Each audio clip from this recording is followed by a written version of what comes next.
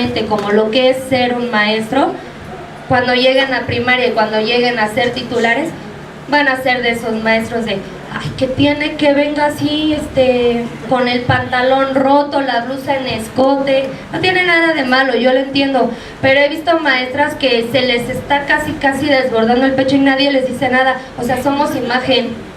Y si en la normal, porque yo tenía una compañera que una vez llegó con una blusita, o sea, todo el pecho enseñando, todo el brasier por de fuera, y nunca le dijeron nada. Yo digo, maestros, ¿cómo permiten que una docente en formación esté tomando clases así? ¿Cómo permiten que lleguen media hora si no se les puede negar el permiso, el acceso? Lo entiendo, pero si está en el reglamento que tenemos derecho al 20% de faltas y esta tiene un 80% de faltas, ¿por qué las pasan? Porque si no están entregando trabajos, ay, ponle 7, es más fácil que saque 7 a que reprueben. No, yo creo que si los maestros de las normales solapan eso, es cuando surgen los maestros mediocres. Y el problema no es que sean mediocres, el problema es que están echando a perder generaciones, que llegan y me encantan las mallitas de colores, tengo muchas, y yo llegué a la primaria y me dijeron, wow, maestra, tus mallitas están bien padres y esto, y yo, ay, sí, gracias. Y al día siguiente una niña hizo que su mamá le comprara unas mallitas rosas para la escuela para llevarlas con el uniforme. Así, en un aspecto, porque es parte de mi personalidad.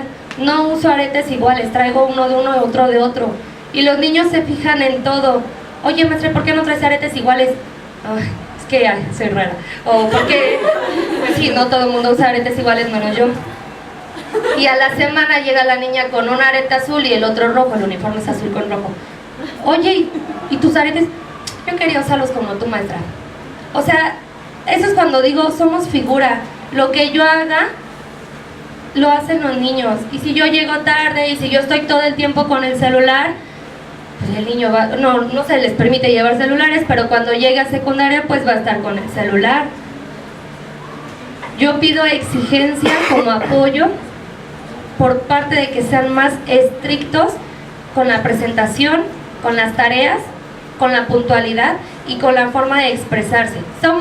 México es un país libre, pero a mí me enojaba mucho que mis compañeros de la normal, hablando con sus peladeces, majaderías y vulgaridades en clase, en recreo, en la salida, y yo decía, oye, es que eres un maestro. Ah, sí, es que cuando doy clases no digo groserías, ahí sí no las digo. Bueno, pero tus niños te escuchan cómo hablas conmigo en recreo y te expresas mal. O sea, ¿cómo un maestro en la normal va a permitir que los docentes en formación estén fumando en la escuela, estén con sus vulgaridades, estén ahí con la pareja pasando un buen rato? O sea, no. Maestros, por favor, más exigencia. Gracias. ¿En qué planeta estuvieron?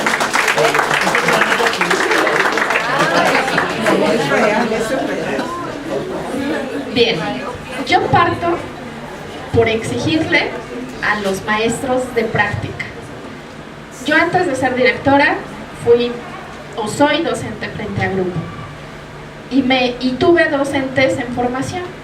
Por lo tanto, a mí me tocó observar cómo la maestra de la normal, creo que es maestra de prácticas, mínimo interés sobre el docente en formación, mínimo. Y ahorita como directora, el ciclo pasado, me tocó ver que nada más llegaba la maestra en prácticas por el sello y la firma. Parto de ahí. Si la maestra de prácticas no tiene un orden, no tiene una exigencia, menos la van a tener ustedes. Concuerdo con lo que dice la maestra Sol. Desde nuestra persona dice mucho que hablar. Las normales tienen que exigir mucho, desde su vestimenta, desde su puntualidad. Se ha perdido mucho el material concreto. Yo soy de las maestras que trabajan mucho con material concreto. Yo sé que ahorita la tecnología es sumamente importante, pero yo les puedo comprobar que un alumno con material concreto al abordar un contenido lo aprende mejor. Y eso se ha perdido en las normales. Los docentes en formación ya no llegan con material, ya no llegan con material. Y si llegan, material mal elaborado, material de mala calidad, material que no es de interés para los niños y sin embargo es avalado por la maestra de prácticas. Entonces yo parto por exigirle a los maestros normalistas para que puedan exigirles a ustedes. Siguiente, si en verdad ustedes tienen vocación, así no se les diga, no les den indicaciones los maestros normalistas, yo tomo la iniciativa. Ustedes tienen que tomar iniciativa por ser innovadores, por ser creativos para dar sus clases. Si no la tienen, olvídenlo, chicos. Entonces yo sugiero, aquí tenemos 2 directores normalistas, que exijan a la maestra de práctica. De ahí parte para que un buen docente en formación rinda en sus clases con los niños. Otra de las cosas que también es importante mencionar es que la práctica real, hay que involucrarlos a lo administrativo también. No solamente nos dedicamos a dar clase, una mayor parte es lo administrativo. Hay que involucrarlos en llenar un reporte de evaluación, así sea una copia, enseñarles a llenar un reporte de evaluación. No sé si sea parte de la currícula de la normal. En mis tiempos no me lo enseñaron, pero ahorita es importante llenar un reporte de evaluación. Cometemos muchos errores a final de ciclo escolar. Yo ahorita tengo muchos problemas con prelados que no saben llenar nada administrativo. ¿Por qué? Porque no lo enseñamos en la normal. No solamente es dar clase, obviamente esa es nuestra principal función, lograr aprendizajes, pero también tenemos que involucrarnos en lo administrativo. También tenemos que tener el hábito de llegar a barrer al salón, porque hay escuelas que no tienen conserjes y que sin en cambio tenemos que llegar a barrer, a limpiar las bancas de los niños. Y hay docentes en formación que no lo tienen en cuenta. Hay que tomar en cuenta lo que decía el maestro, el trato, que nos enseñen a tratar a los padres de familia. Eso lo tenemos ahorita por encima. Los padres de familia nos están acabando. ¿Por qué? Porque no sabemos solucionar conflictos, porque no sabemos tratarlos. Queremos muchas veces imponer, exigir. Tenemos que saber cómo tratarlos. Tenemos que llegar a acuerdo con ellos. Pídanles a sus maestros de las normales que en las prácticas los pongan a tratar con padres de familia. No solamente la planificación. Ustedes tienen que meterse más allá, tienen que dar más allá de lo que les piden sus maestros de la normal. Gracias.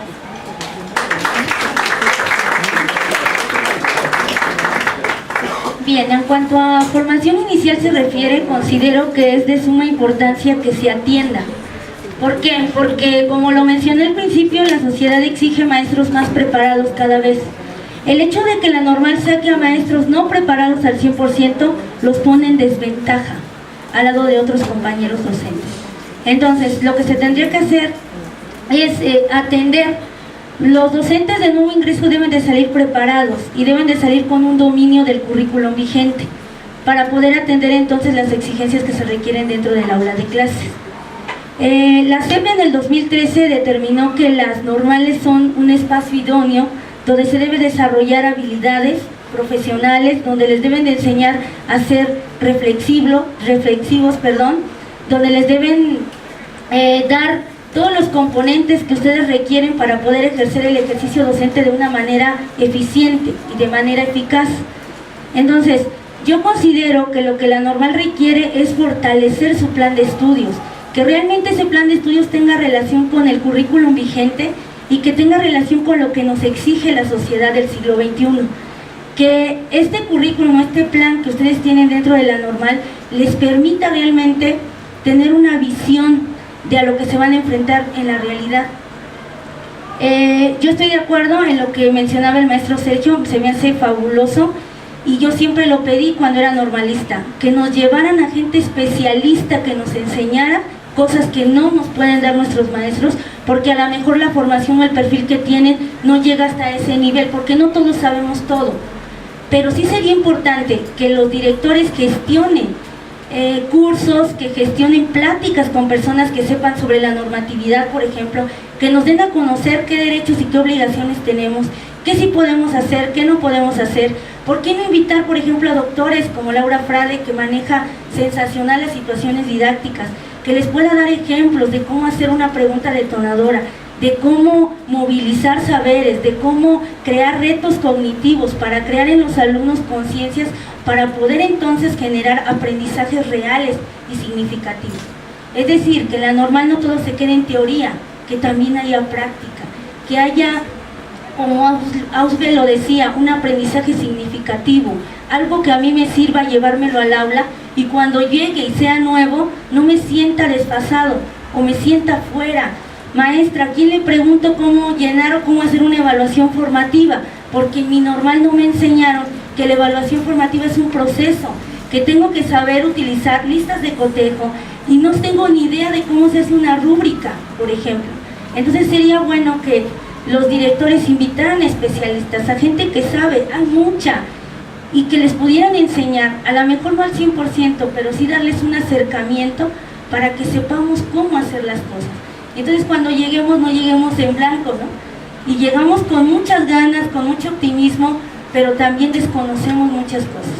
Entonces eso es lo que yo diría que le haría falta a la formación inicial, que haya más compromiso, que a lo mejor docentes en formación y maestros se comprometan, que haya realmente un cambio profundo en lo que estamos haciendo, para que entonces podamos ofertar una calidad real, o poder contribuir y ofrecer lo que nos está pidiendo la sociedad, y poder dar ciudadanos que la sociedad requiere, cumplir un perfil de egreso.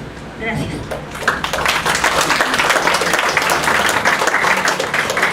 Pues las normales tienen un compromiso muy grande. Mis respetos para los docentes que imparten precisamente a los estudiantes en formación, a los profesores, futuros profesores. Y pues también la normal ha tenido muchos cambios, pero el centro de esos cambios sigue siendo la importancia del profesor, la importancia de que él es el maestro el que se encarga de educar a los alumnos. Y aunque decimos, siempre lo hemos dicho, la responsabilidad es más grande en las familias que en las escuelas, pero sin embargo tenemos que aportar nuestro granito de arena con esos pequeños. Entonces pues es una gran responsabilidad para las normales, porque están formando alumnos que a futuro van a educar a cientos, miles de niños. Entonces imagínense qué responsabilidad. Tenemos una materia prima tan endeble que son los niños. No estamos trabajando ni con fierro, ni con papel, ni con madera. Son alumnos. Imagínense la responsabilidad. Por eso uno de los retos de las normales es crear gente innovadora, que no tenga la necesidad de bajar planeaciones, no tenga la necesidad de copiar instrumentos de evaluación. Cuando una persona tiene esa creatividad, esa innovación, busca las estrategias. Mencionaban el ejemplo, no siempre tengo que depender de un proyector. Una ocasión a mí me tocó, fui a regularizar niños un sábado, y eran niños que pues tenían barreras de aprendizaje y no podía yo lograr que adquirieran precisamente ese conocimiento de lectoescritura. ¿Qué hice? Llego y pues los salones cerrados. Dije, bueno, ¿y ahora qué voy a hacer? Se supone que los cité para ahorita trabajar con esos 6 niños. ¿Saben qué hice?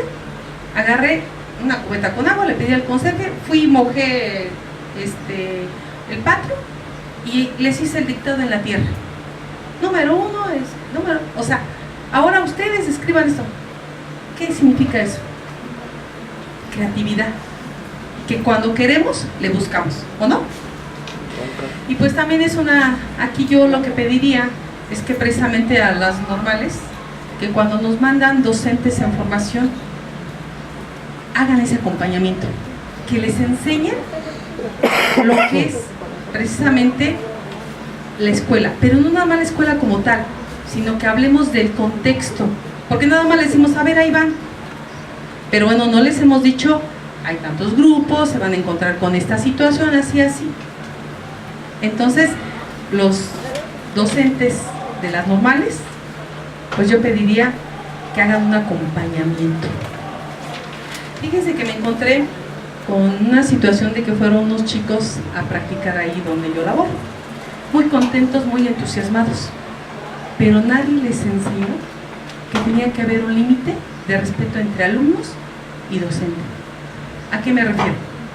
Que los chicos, pues precisamente por tener buena relación con los jóvenes, se relacionan con las niñas y niños de sexto grado, y las niñas ya andaban pero emocionadísimas porque eran dos jóvenes, guapos por cierto.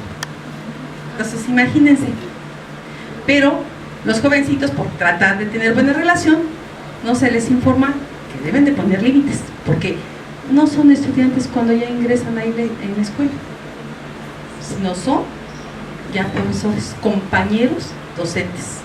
Entonces considero que precisamente en lo normal debemos indicarles hasta de alguna manera qué sí y qué no deben de hacer. Y pues hablaban del ejemplo, y bien lo dice, híjole, los docentes que formamos a estos chicos tenemos mucha responsabilidad con el ejemplo. Y yo les admiro porque pues desde su trinchera donde ustedes están trabajando, yo sé que tratan de hacerlo mejor.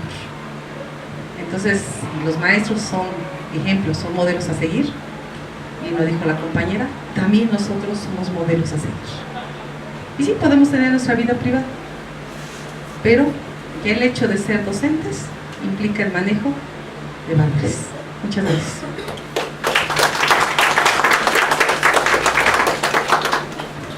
Bien. ¿Qué requieren o qué se requiere en las escuelas normales para satisfacer esas exigencias que demanda la educación primaria en la educación básica? Básicamente, recuperar terreno ante la competencia desmedida de universidades que están ofreciendo licenciaturas en psicología educativa, en pedagogía, en ciencias de la educación. Platicábamos en la mañana durante la recepción con el maestro Julián, y darse cuenta que una escuela normal no es referencia del medio social en el que está, es una tristeza. Es decir, cuando le preguntan a la señora de la esquina, disculpe, ¿sabe dónde está la normal número 1? Y que no pudieran dar respuesta porque no se tiene como referente social. Y está pasando esto, les decía, ante la competencia desmedida de universidades que están formando licenciados en alguna especialidad, pero que definitivamente deben quedar muy lejos de formar a docentes con las competencias que una escuela normal lo tendría que estar haciendo. Y ante las nuevas exigencias sociales, el hecho de ir a prácticas, a semanas intensivas, con material didáctico, con una planificación bien elaborada y demás, ya no es suficiente. Ya los compañeros y las compañeras tocaron algunos temas fundamentales en torno a estas nuevas exigencias, y definitivamente lo que tienen que cambiar y modificar es el programa de estudios en atención a las diferentes esferas de la tarea docente. Primero que nada, y algo que no pueden dejar de lado, es el dominio del programa de estudios vigente en las escuelas primarias. Y ahorita tienen un desafío tremendo ante el nuevo modelo educativo. La pregunta es, de estos cursos, aprendizajes clave, por ejemplo, en la que maestros en servicio ya están inscritos y están cursando, y ante el material que ya está en la red para que se descargue, para que se estudie, para que se analice, ¿qué tanto se está fortaleciendo desde las escuelas normales en este momento? Y no todo tiene que ver con dominar a la perfección un programa de estudios, una metodología específica para cada una de las asignaturas, el tener claramente cómo desarrollar una secuencia didáctica en cada una de ellas, el diseñar un instrumento de evaluación que apunte hacia una cuestión formativa, porque no lo es todo en la tarea docente. Aspectos fundamentales que tienen que ver con el área administrativa. ¿Tienen idea de cuántas plataformas electrónicas tiene que trabajar un docente, un director escolar? Las podríamos numerar desde CIACE, control escolar, CISAT, la página de los CEPS, de mesas directivas, CICER, entre muchas otras, que en la mayoría algo tiene que hacer el docente también, a partir de reportes, de registros, incluso de capturas en algún momento. ¿Qué tan familiarizados podemos llegar a un centro de trabajo ya real, con ciertas habilidades en el uso de estas tecnologías? Que en términos generales, y si no me van a dejar mentir ni directores, ni maestros, ni directores de normales, ya no son plataformas, sino plataformas, porque nos generan una serie de conflictos y de situaciones en cuestión a la posibilidad a nivel estado de que se esté capturando la información de manera pronta, de manera correcta, un sinfín de situaciones. Pero esa parte también es sumamente importante. Otro aspecto que no se nos enseñó de alguna manera, al menos hace 19 años que inicié la licenciatura allá al sur del Estado de México, tiene que ver con la manera en que nos hacen crecer bajo una idea de trabajo colaborativo, de liderazgo institucional, de compartir entre colegas para poder fortalecer una institución. El pensar que nada más vamos a llegar a nuestro grupo y mientras nuestros chicos aprendan es suficiente, esa idea es terrible. Tenemos una responsabilidad no nada más con nuestro grupo, con nuestros alumnos, también con los compañeros, también con unos padres de familia. Entonces, en la medida en que sepamos trabajar en equipo, sumar esfuerzos, sumar voluntades, dentro de esas habilidades sociales, es algo que se tendría que tener también cierta práctica, estar realmente bajo un tipo de observación invasiva en determinado momento en escuelas primarias reales, pero en donde los chicos puedan ser parte también de conocedores de ese funcionamiento, de lo que implica trabajar un consejo técnico escolar, organizarlo, preparar insumos, entre otras tareas esenciales.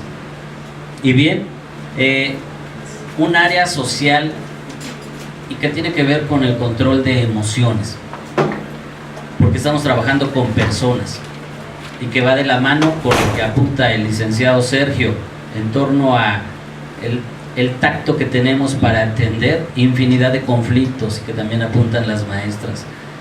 Cómo resolver un conflicto entre alumnos, entre maestros, entre padres de familia. Esta parte fina y tan importante del quehacer docente, cómo se está preparando desde la escuela normal. ¿Cuántos de ustedes tienen en este momento una mente, un cuerpo y el espíritu sobre todo preparado para tener el tacto suficiente?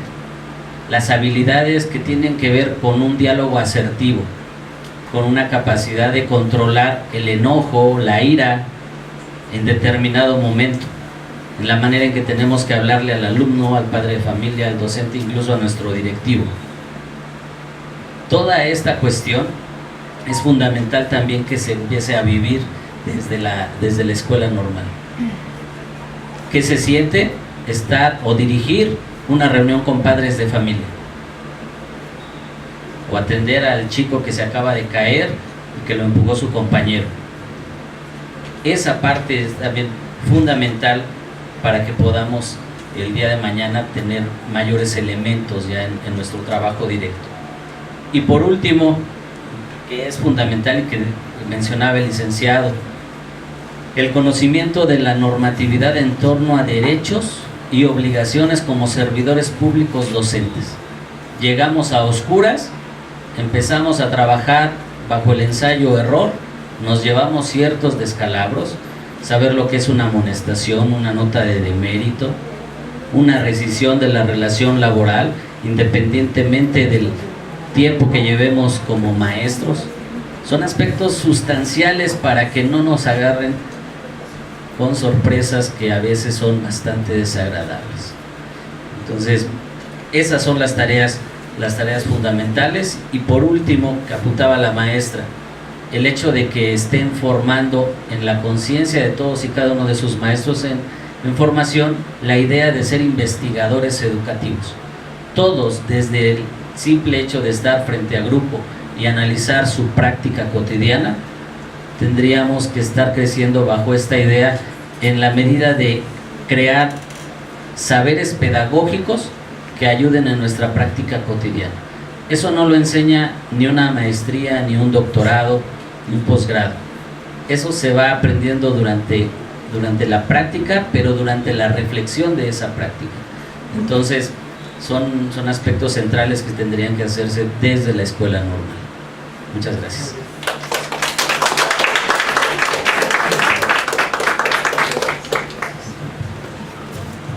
Bueno, pues la siguiente pregunta es: ¿qué competencias demanda el servicio profesional docente para ser idóneo en educación primaria? Que creo que es algo en lo que tenemos que ir visualizando el futuro, porque vamos a presentar un examen de ingreso y es el servicio profesional docente quien va a determinar el ser idóneo o el no ser idóneo. Entonces, ¿qué competencias demanda ese servicio profesional docente? Sí, gracias. Me quedé pensando en las respuestas anteriores a la pregunta anterior. Tengo muchas cosas en mi cabeza, ya las platicaremos después. Voy a explicar esta pregunta en torno a dos sentidos. La primera parte es desde la parte formal, y un segundo momento que es lo relativo a la esencia jurídica.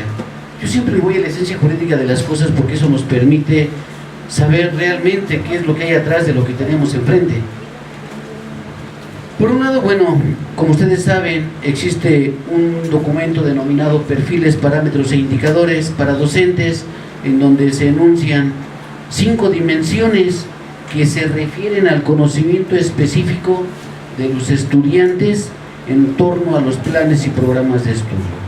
Saber organizar y saber evaluar el trabajo educativo y realizar intervenciones didácticas, reflexionar sobre su práctica para enriquecerla y mejorarla, reconociendo que la función docente debe de ser ejercida con apego a los fundamentos legales, a los principios filosóficos y a las finalidades de la educación pública en México.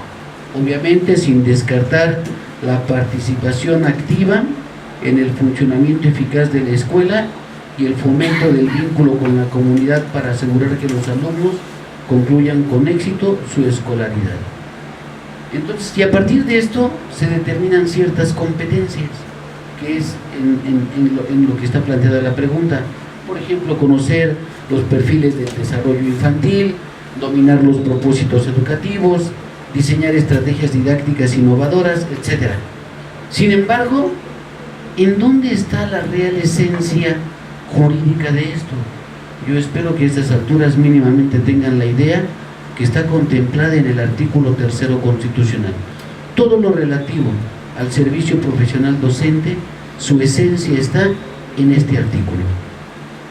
Entonces, aquí de alguna manera este artículo plantea que el Estado va a garantizar la calidad en la educación obligatoria, de manera que los materiales y métodos educativos, la organización escolar, la infraestructura educativa y la idoneidad de los docentes y los directivos garanticen el máximo logro del aprendizaje en los educandos.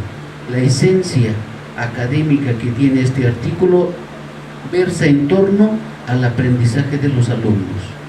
Por eso, cuando se habla de la escuela al centro, que tiene que ver con este artículo, se trata específicamente de que el alumno es lo más importante en la institución y que tiene que ver con lo que el alumno aprende, las formas con lo que el alumno aprende. Ahora, esto de alguna manera trastoca el ingreso al servicio docente, trastoca a la promoción con cargos de dirección o de supervisión en la educación básica y media superior.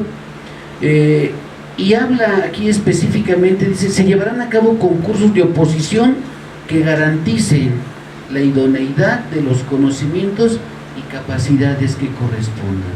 Su examen de oposición se encuentra sustentado en el artículo 3 constitucional, que lleva a un margen a nivel federal todo lo relativo a la calidad de la educación. La calidad de la educación se plantea entonces como una máxima jurídica contemplada en nuestra Constitución Federal. Muchas gracias. Bueno, cuando me pasó, maestro, como el esquema de esta dinámica para resolver, bueno, no para resolver, para comentar qué opino yo sobre, ¿me prestas hojita? ¿Qué opino yo sobre los conocimientos, habilidades y valores para ser idóneos? ¿Me permite hacer algo? Les pido que se pongan de pie tantito, por fin, si son tan amables. Todos. Bueno, nosotros estamos bien. Las chicas de atrás, por favor, si me ayudan también. Ahora, cámbiense de lugar, por favor, al de al lado, al de enfrente, pero no se vale quedarse en el mismo lugar.